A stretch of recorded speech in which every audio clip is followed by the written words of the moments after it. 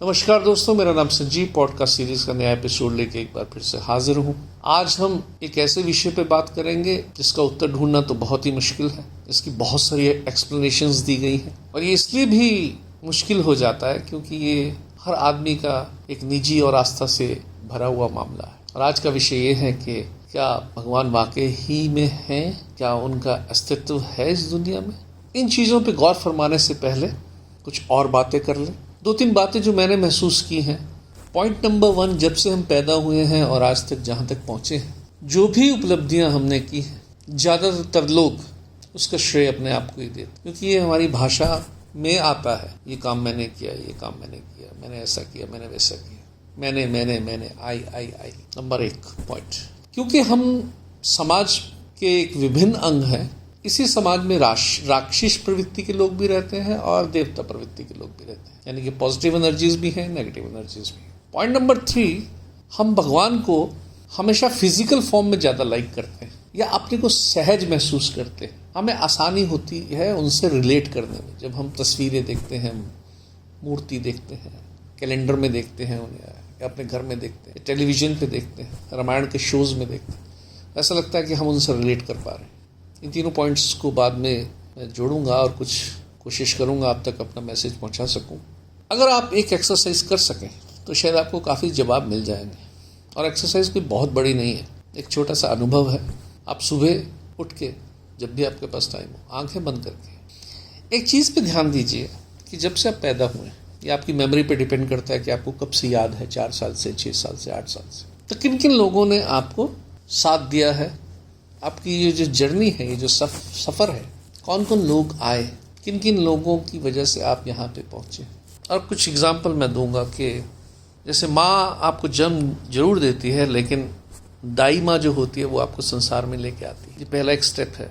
और उसके बाद जैसे ही आप संसार में आते हैं, क्योंकि आप जब आए हैं तो ज़ीरो आए। ज़ीरो मतलब कुछ तन पे कपड़ा नहीं है, कुछ दिमाग में कोई विचार नहीं, आपको कुछ आता जाता नहीं है, पूरा कागज़। तो तन ढकने का आपका इंतज़ाम किया जाता है हमारे माँ बाप द्वारा। उसके बाद पालन पोषण, खाना, जीवन के लिए भोजन की व्यवस्था, और ये परवरिश हमारे माँ बाप बहुत अच्छे ढंग से करते हैं ताकि हम एक अच्छे एनवायरनमेंट में बड़े हो सकें। आगे जैसे जैसे आप बढ़ते हैं, अब एजुकेशन देना भी ज़रूरी है आपको, क्योंकि माँ बाप तो सारी एजुकेशन नहीं देते। आप स्कूल्स में जाते हैं, कॉलेजेस में जाते हैं, यूनिवर्सिटीज़ में जाते हैं, कितने प्रकार के टीचर्स आपको मिले हों और कैसे उन्होंने सपोर्ट किया होगा। किस प्रोफेसर की एडवाइस से आपको क्या मिला होगा, याद कीजिए।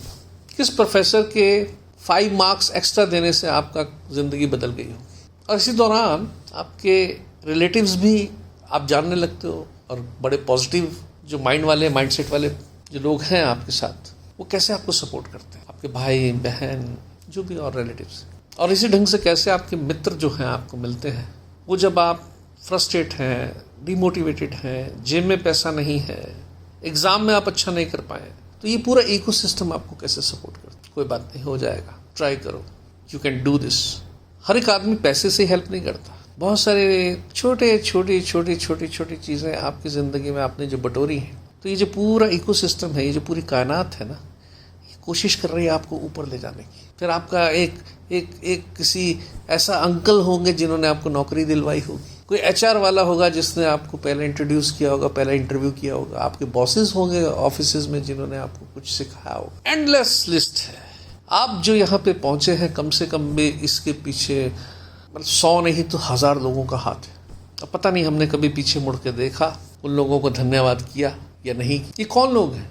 ये वो पॉजिटिव एनर्जीज है इस दुनिया में जिन्होंने आपको यहाँ तक पहुँचा। और एक हमारे हिंदू धर्म में ये कहा जाता है कि भगवान हर जगह बसता है, कण कण में है, तुम में भी है, मेरे में भी है। तो मुझे तो यही समझ आया कि आज मेरी सफलता के पीछे जो इतने सभी लोग लगे हैं, जिन्होंने सहयोग दिया, और कुछ तो मुझे याद भी नहीं है। जैसे कई बार हम कहते हैं ना कि भगवान की तरह आया, भगवान की तरह हेल्प कर गया मेरी। आप सही कहते हैं। अगर आप देखेंगे ना, अगर ये लिस्ट उठा के आप इनके नाम भी लिखना शुरू करें ना, नाम तो नहीं लिख पाएंगे क्योंकि इतने ज़्यादा लोग होंगे और इतने इवेंट याद भी नहीं रहते ज़िंदगी में। लेकिन मुझे पता क्या लगता है, मुझे लगता है यही भगवान है, यही भगवान है, यही वो पॉजिटिव एनर्जीज हैं जो धरती पे भेजी गई हैं और जिन्होंने मेरी सहायता की और मैं आज तक यहाँ पहुँचा। मैं गलत हाथों में भी तो जा सकता था, गलत काम भी तो कर सकता था। इसी समाज में क्रिमिनल्स भी तो हैं, नेगेटिव एनर्जीज भी तो काम कर रही है। लेकिन इस सब लोगों ने कहीं ना कहीं जाने अनजाने में मुझे थामे रखा जब भी मैं असफल हुआ। अब इसी का अगर विपरीत एग्जाम्पल ले तो हम लोग कहते हैं कि फलां माँ बाप ने परवरिश नहीं की इसलिए शायद वो क्रिमिनल बन गया।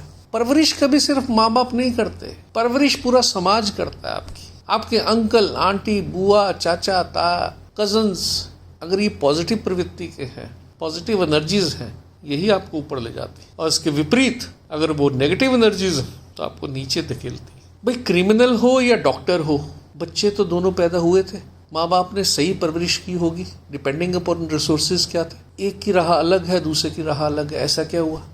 ऐसा इसलिए हुआ कि माँ बाप के पास हर टाइम बच्चा नहीं रहता है। जब उसके पर लगने लगते हैं वो उड़ता है, वो समाज को देखता है और समाज उसको इन्फ्लुएंस करता है। और समाज में अगर अच्छे लोग मिल जाते हैं, पॉजिटिव एनर्जी वाले लोग मिल जाते हैं, तो वो आपको उड़ा के अपने साथ ऊपर ले जाते हैं। और अगर वो नेगेटिव इन्फ्लुएंस में आ जाता है, चाहे वो रिलेटिव्स के थ्रू, चाहे कॉलेज में, चाहे कॉलेज के प्रोफेसर्स के थ्रू, चाहे हॉस्टल में अपने फ्रेंड्स के थ्रू, तो उसका ट्रैक ही चेंज हो जाता है। अकेला आदमी कुछ नहीं कर सकता। आपने अपनी प्रॉब्लम किसी न किसी से शेयर की होगी और किसी न किसी ने आपको सोल्यूशन दिया होगा। तो मुझे तो जरूरी नहीं है कि भगवान मुझे फिजिकल फॉर्म में दिखे, मंदिरों में दिखे, ऐसा नहीं है। आपके सामने वो हर आदमी जिसने आपकी तरक्की में सहयोग किया है वो आपका भगवान है। मैं तो ये मानता हूँ मेरा भगवान है। यानी कि कहने का मतलब है ये पूरा संसार जो है ना आपके लिए लगा हुआ है, अगर आप सही हाथों में चले गए तो ये बड़ा एक आपका एक लक कह लीजिए, एक किस्मत कह लीजिए कि आप ऐसे घर में ऐसी जगह पे पैदा हुए जहाँ पे आप सभी लोगों के साथ ऐसे घिरे हुए थे कि उन्होंने तुम्हें नीचा नहीं दिखाया, उन्होंने कभी नीचा देखने नहीं दिया। इट इज़ नॉट ऑलवेज कि उन्होंने फाइनेंशियल हेल्प की आपकी, हमेशा जब भी आपको ज़रूरत पड़ी कोई ना कोई आपके सामने किसी न किसी रूप में खड़ा हो गया। ये भगवान की डेफिनेशन। इसलिए जब हम कहते हैं ना कि हर आदमी में भगवान है, हाँ बिल्कुल सही है, हर आदमी में भगवान है, लेकिन हर आदमी में राक्षस भी है। अब ये पहचान आपको करनी है, क्योंकि राक्षस भी समाज का अंग है। अगर रात है तो दिन है, अगर मीठा है तो कड़वा भी है, अगर देवता है तो राक्षस भी है। हर एक पड़ाव पे आपको हैंड ओवर किया जाता है। एक लेवल पे आके माता पिता परवरिश करते हैं आपकी, जब उनके पास रहते हो। जब वो पौधा पेड़ बनने लगता है तो उसके कॉलेज स्कूल में चला जाता है, वहाँ उसके फ्रेंड्स आ जाते हैं जो इन्फ्लुएंस करते हैं। बच्चे घर में इतना टाइम व्यतीत नहीं करते हैं जितना बाहर करते हैं, बाहर के समाज से इन्फ्लुएंस होते हैं। और भगवान की दया से अगर उनके अच्छे फ्रेंड्स हैं, आपके अच्छे रिश्तेदार हैं, उनको पढ़ाने वाले बड़े अच्छे मिल गए हैं, जहाँ वो नौकरी करते हैं उनके बॉसेस बड़े अच्छे हैं, सोने पे सुहागा, तो फिर आपकी तरक्की है। लेकिन हर जगह पे अगर आपको चोट मिल रही है कि रिश्तेदार डिमोरलाइज कर रहे हैं, कुछ फ्रेंड्स ऐसे आ गए जो आपको गलत आदतों में डाल देते हैं, तो वो जो समाज से सपोर्ट नहीं मिलती है तो फिर आप इन चीज़ों में पड़ने लगते हैं। हाँ ये ज़रूर है कि धार्मिक स्थल इसलिए बनाए गए हैं कि जो आपकी नेगेटिविटी है उसको बाहर रख के आइए, यहाँ से पॉजिटिविटी लीजिए, फिर जाइए बाहर से बाउंस बैक, विजय भाव, और वापस जब आओगे जीत के आओगे। तो जब भी तुम डिस्चार्ज हो जाते हो, जैसे अपना फ़ोन हो जाता है ना, तो आप मंदिर में चले जाते हो। और इसलिए सामाजिक त्यौहार भी इसलिए बनाए जाते हैं, इकट्ठे होके बनाना। फैमिली इकट्ठे होके खाती है, क्यों खाती है? फैमिली इकट्ठे होकर त्यौहार बनाती, क्यों बनाती है? इसकी पर्पस यही है कि सब पॉजिटिव एनर्जी जब इकट्ठी होंगी तो मल्टीप्लाई होंगी। सो कहने का मतलब ये है कि भगवान वो आप में और हम में ही है। तो हमारे अंदर एक ऐसा पोटेंशियल है कि हम अपने आप को राक्षस भी बना सकते हैं, हम अपने आप को भगवान भी बना सकते हैं। Thank you very much.